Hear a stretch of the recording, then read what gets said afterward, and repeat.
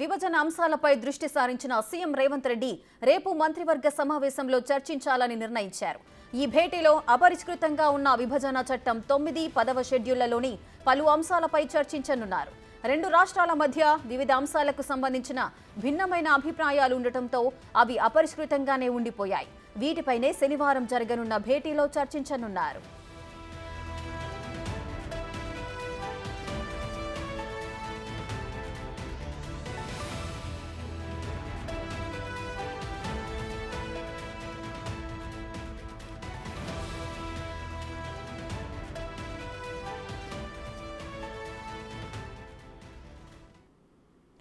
విభజన అంశాలపై దృష్టి సారించిన సీఎం రేవంత్ రెడ్డి రేపు మంత్రివర్గ సమావేశంలో చర్చించాలని నిర్ణయించారు.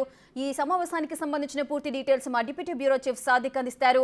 సాదిక్, ఈ భేటీలో అపరిష్కృతంగా ఉన్న విభజన చట్టం 9, 10వ షెడ్యూల్లోని పలు అంశాలపై చర్చించబోతున్నారు. అసలు ఆ రెండు అంటే 9, 10 చట్టాలు ఏం చెబుతున్నాయి? ముఖ్యమంత్రి రేవంత్ రెడ్డి అధ్యక్షతన రేపు సచివాలయంలో కేబినెట్ సమావేశం జరగబోతుంది. ప్రధానంగా ఎన్నికల తర్వాత జరుగుతున్నటువంటి కేబినెట్ సమావేశం కావడంతో రాజకీయంగా అదేవిధంగా పరిపాలనలో చాలా ప్రాధాన్యత సంతరించుకుంది. ఎందుకంటే ఇప్పుడు మొన్నటి వరకు కూడా ఎన్నికల్లో ప్రచారంలో బిజీగా ఉన్నటువంటి నేతలంతా కూడా ఇప్పుడు పూర్తి స్థాయిలో పాలనను మరింత పరుగులు పెట్టించే లక్ష్యంగా ఇప్పటికే ముఖ్యమంత్రి రేవంత్ రెడ్డి వివిధ శాఖల అధికారులతో సమీక్షలు నిర్వహిస్తున్నారు. రాష్ట్ర ఆర్థిక పరిస్థితితో పాటుగా వచ్చేటువంటి అంశాలు ఏమేమి ఉంటుందనిపైన కూడా పూర్తి స్థాయిలో కూడా ఒక రోడ్ మ్యాప్ అయితే సిద్ధం చేస్తున్న సందర్భం కనబడుతోంది. ప్రధానంగా ఇందులో ఒక 4 అంశాలు ఎజెండాగా కేబినెట్ సమావేశాల్లో ఉండబోతుంది. ఎందుకంటే 2014 తెలంగాణ రాష్ట్రం ఏర్పడిన తర్వాత 10 సంవత్సరాలు పూర్తవుతున్న నేపథ్యంలో ఉమ్మడి రాజధాని హైదరాబాద్ ఉన్న నేపథ్యంలో హైదరాబాద్లో ఉన్నటువంటి ఆస్తులన్నీ కూడా తెలంగాణ ప్రభుత్వము స్వాధీనపరచుకోవాలన్న అంశంపైన ఒక అంశం ఉంది. తర్వాత 9, 10 రెండు షెడ్యూల్స్ ఉన్నాయి. 9వ షెడ్యూల్లో ఉన్నటువంటి సంస్థలు కార్పొరేషన్స్తో పాటుగా 10వ షెడ్యూల్ ఉన్నటువంటి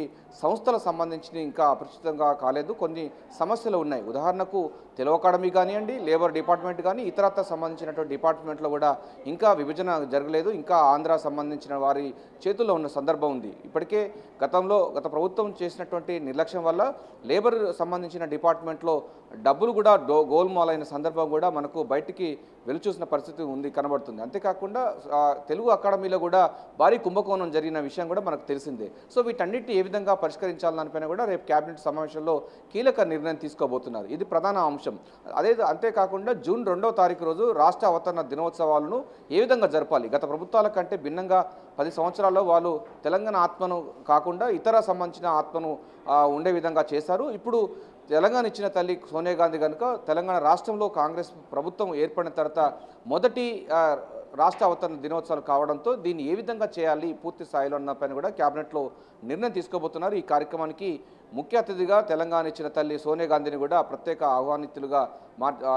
ఆహ్వానించేది కూడా ప్రభుత్వం సిద్ధంగా ఉంది. ఈ మేరకు కూడా కేబినెట్లో నిర్ణయం రాబోతుంది. దీంతో పాటుగా ఇక మేడిగడ్డ, అన్నారం, సుందిల ఈ 3 బ్యారేజ్లపై ఇప్పటికే పినాకిని చంద్రఘోష్ కమిషన్ కూడా ఒక మధ్యంతర నివేదిక ఇచ్చింది. దీనిపైన ఏం చేద్దాం, పిల్లలకు సంబంధించిన కుంగుబాటు పైన ఏం చేద్దానిపైన కూడా కేబినెట్లో నిర్ణయం తీసుకోబోతుంది. గత ప్రభుత్వం 1050 మంది రిటైర్డ్ ఉద్యోగులను పనిలో పెట్టుకుంది. వారందరినీ ఏం చేద్దానిపైన కూడా ముఖ్యమంత్రి రేవంత్ రెడ్డి అయితే పూర్తి స్థాయిలో మాట్లాడి చర్య తీసుకునే అవకాశం ఉంది. ఎందుకంటే పార్లమెంట్ ఎన్నికల తర్వాత జరుగుతున్నటువంటి కేబినెట్ సమావేశం కావడంతో ప్రాధాన్యత సంతరించుకోబోతుంది.